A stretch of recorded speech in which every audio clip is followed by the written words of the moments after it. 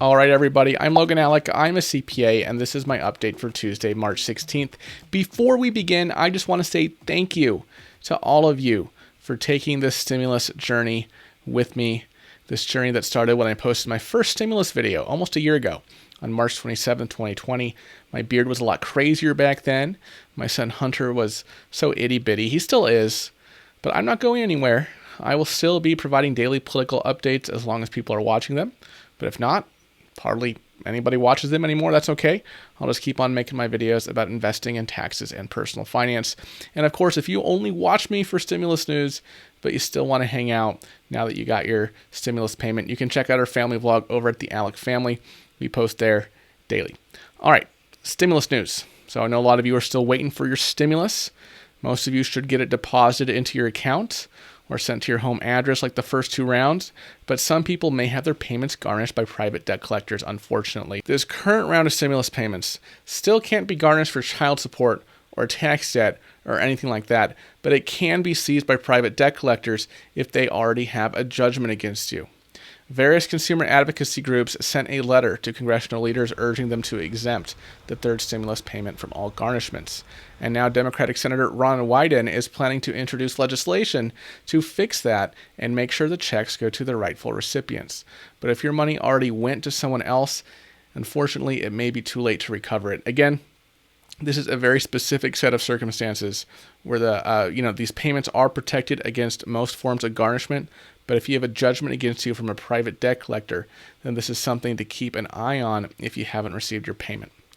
All right, let's get into other news. I mentioned yesterday that Democratic Senator Ben Cardin was recorded telling Transportation Secretary Pete Buttigieg that he expected the infrastructure bill to be passed through reconciliation. Well, Bernie Sanders gave a similar statement today indicating that this may not be a piece of bipartisan legislation. Sanders said, "The devil is, of course, in the details. If Republicans are prepared to support a significant and important piece of legislation that deals with climate change, deals with infrastructure, that's great. My own feeling is at this point, I doubt that that will be the case."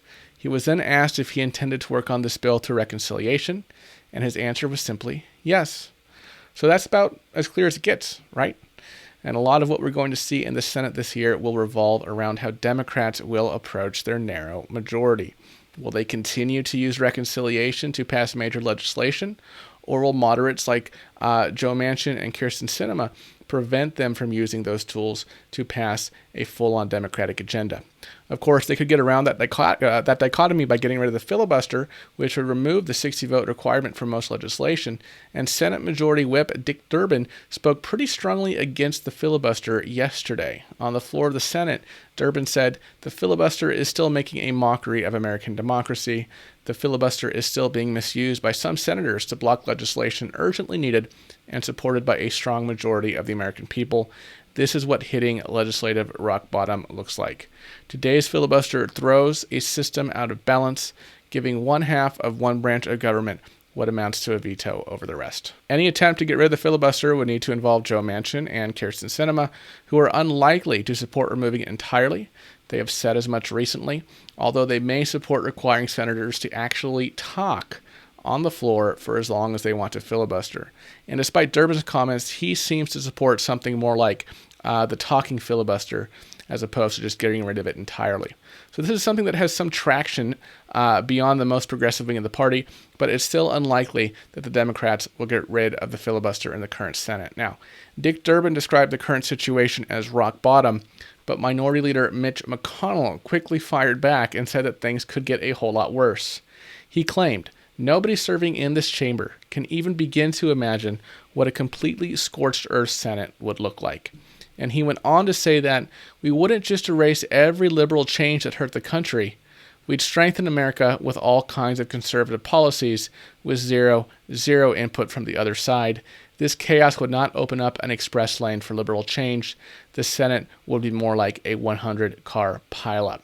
So that should give you an idea of where bipartisanship in the Senate stands at this very moment. And regardless of how the rules change, Mitch McConnell will find ways to make life difficult for Senate Democrats. For the time being, a group of 20 moderate senators, including 10 from both parties, is planning to meet tomorrow to determine how they want to approach immigration, as well as the upcoming push to increase the minimum wage. Republican Senator Mitt Romney of Utah said, "The group of 20 of us, 10 Republicans and 10 Democrats, will discuss tomorrow and decide whether we take immigration up or whether instead we focus on the minimum wage. When you need 60 votes to pass anything, it's these 20 in the middle who end up with a lot of the power. So whatever they decide will likely dictate the conversation in the Senate." Senators on both sides are looking ahead to see what comes next. The Biden administration will be pushing the infrastructure bill, as well as the minimum wage and other critical pieces of legislation. And with the rules where they are now, it seems likely that that will be passed through reconciliation, which means that we may see a lot of the same inter-party conflicts that characterize the stimulus negotiations. All right, folks, that's all I have for you today. I'll be keeping an eye on these stories all week. As always, I want to thank you for watching to the end. I appreciate your support, and I will see you next time. Bye-bye.